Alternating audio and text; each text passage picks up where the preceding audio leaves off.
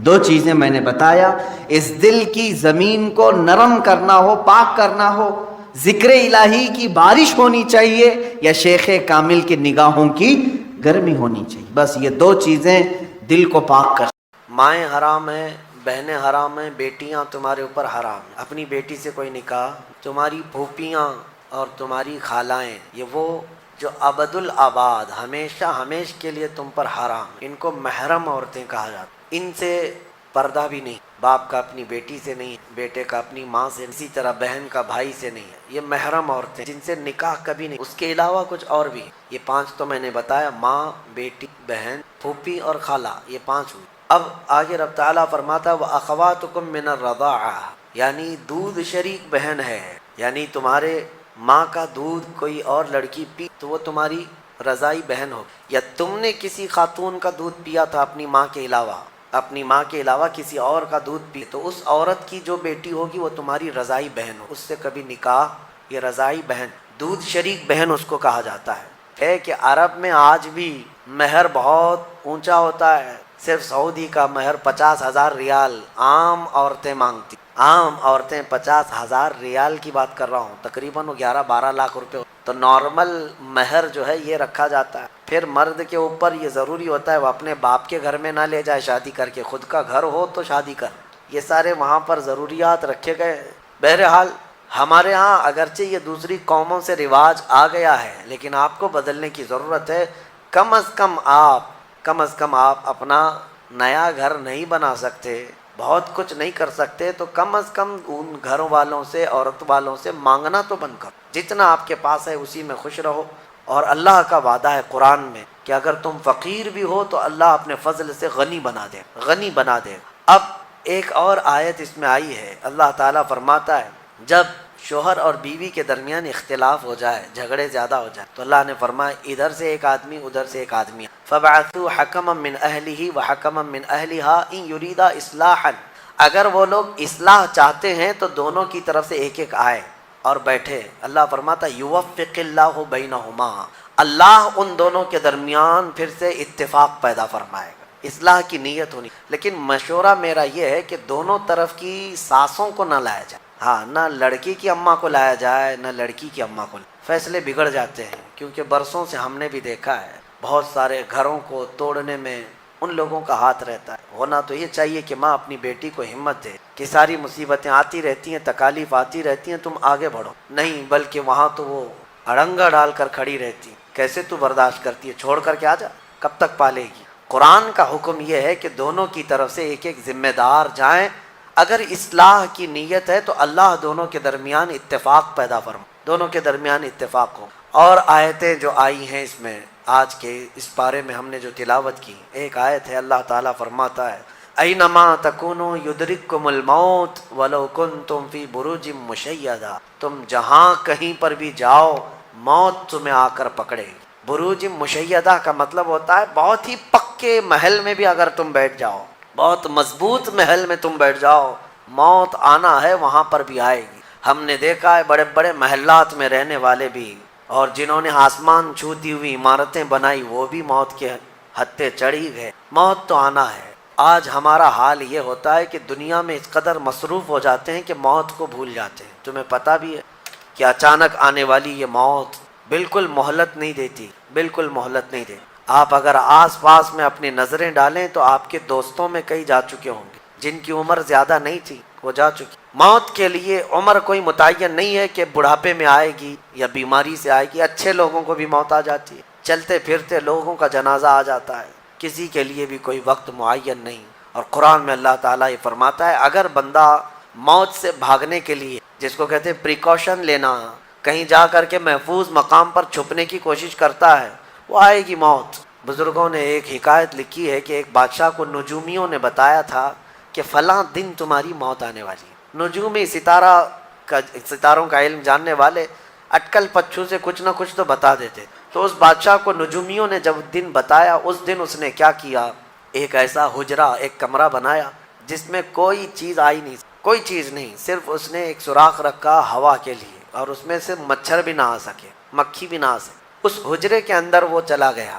وہ پورا دن اس کو تھا کہ میں موت کو چکما دے دوں، اور نجومیوں نے یہ بتایا تھا کہ بچھو کے ڈنک مارنے سے تمہاری موت آئے. اس نے کہا بس مجھے بچھو سے بچنا ہے, بچھو نہ آنے پائے ایسا میں پورا انتظام کر لوں گا. اس نے پورا ایک راؤنڈ شیپ کا کمرہ بنایا اور اس میں اندر بند ہو گیا. لیکن اس کی ایک کمزوری یہ تھی کہ اس کا گھوڑا تھا, بہت بے حد اس کو عزیز تھا, وہ گھوڑے کو چھوڑ کر کبھی رہتا نہیں تھا. اس نے کہا مجھے اور میرے گھوڑے کو بند کر دو, آج موت کا دن ہے, اگر آج کے دن میں نے موت کو چکما دے دیا تو پھر ہمیشہ کی زندگی ہے, ٹائم اگر ٹل گیا تو پھر موت نہیں آئے گی. تو وہ اس نیت سے گھر کے وہ روم کے اندر بند ہو گیا اور لوگوں سے کہا کہ کوئی مجھے نہ دروازہ کھولے اور نہ کسی کے لیے دروازہ کھولے. پورا دن دن گزرتا رہا, شام کا وقت قریب آیا, اس کے ساتھ تھا اس کا گھوڑا اور وہ کوئی نہیں. اتفاق دیکھیں, اللہ رب العزت کی طرف سے جو سبب بننا ہے وہ بنے. اس کے گھوڑے کو بہت تیز چھینک آئی اور اس کی چھینک سے اس کی ناک سے بچھو نکلا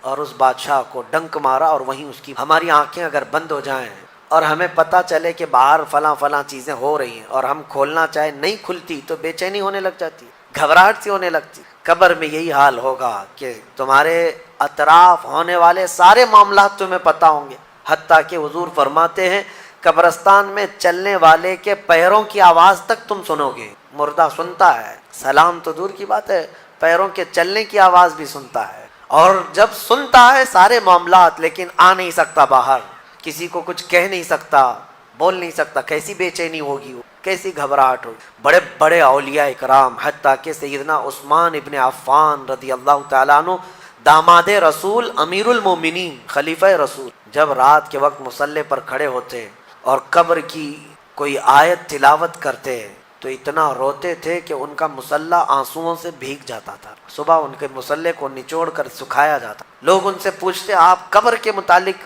اتنا خوفزدہ کیوں ہو جاتے ہیں؟ مرنا تو سب کو ہے. حضرت عثمان غنی فرماتے یہ ہماری پہلی منزل ہے, اگر یہ نکل گئی تو ساری منزلیں آسان. اینما تکونوا یدرککم الموت, اللہ فرماتا ہے. اور کئی جگہ قرآن میں یہ آیتیں آئی ہیں میرے عزیز. جانا ہم سب کو ہے, بہت تھوڑے ہی دنوں کے بعد آخرت کے سفر کی طرف رواں دواں ہے.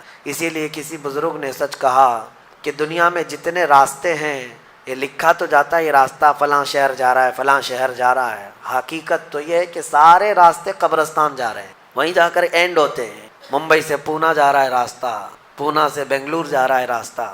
بورڈ تو لکھے ہوئے ہیں لیکن اہل تصوف یہ کہتے ہیں یہ تمہاری خام خیالی ہے, لیکن جس راستے پر بھی چلو گے اخیر وہ راستہ تمہیں قبرستان ہی پہنچائے. یا رسول اللہ, ایک بار موت آنی تھی وہ آپ پر آ گئی, اب موت کی سختی اللہ دوبارہ کبھی آپ کو نہیں عطا کرے. موت کی سختی کیونکہ حضور کو انہوں نے دیکھا تھا, کئی دنوں سے تکلیف تھی. 13 دن تک حضور پاک صلی اللہ علیہ وسلم کو تکلیف تھی, 13 دن تک.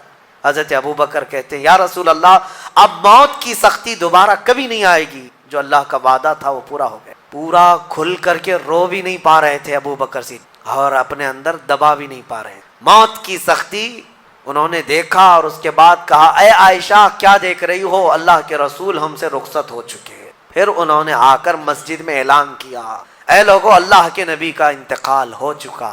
اب مجھے یہاں یہ بتانا ہے اگر موت سے کوئی بچ سکتا تھا تو سب سے پہلا نمبر تو رسول اللہ کا ہونا چاہیے, کیونکہ اللہ کے سب سے محبوب نبی وہی ہیں. جب رسول پاک صلی اللہ تعالیٰ علیہ وسلم کو بھی موت آئی تو میاں ہمارا اور تمہارا شمار نہیں, چاہے 100 سال زندگی مل جائے لیکن مرنا ضرور. بہرحال یہ باتیں بڑی طویل ہو جائیں گی.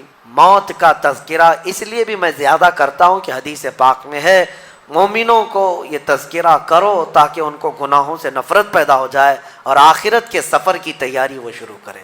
اللہ کریم ہم سب کو دنیاوی خرافات سے محفوظ, دنیا کی لذتوں سے اور یہ فانی خرافات میں مبتلا ہو کر آخرت بھولنے سے اللہ ہماری حفاظت. مولا کریم جب ہماری موت آنے کو ہو تو ہماری زبانوں پر کلمہ طیبہ جاری فرما دے. رب ذوالجلال موت سے پہلے تیرے حبیب پاک کے چہرے کی زیارت نصیب. اے کریم خدا کیا ہی بہتر ہوتا, میں گنہگار ہوں اور بڑے مرتبوں کی خواہش, تو کریم ہے خدایا تیری بندہ پروری ہے.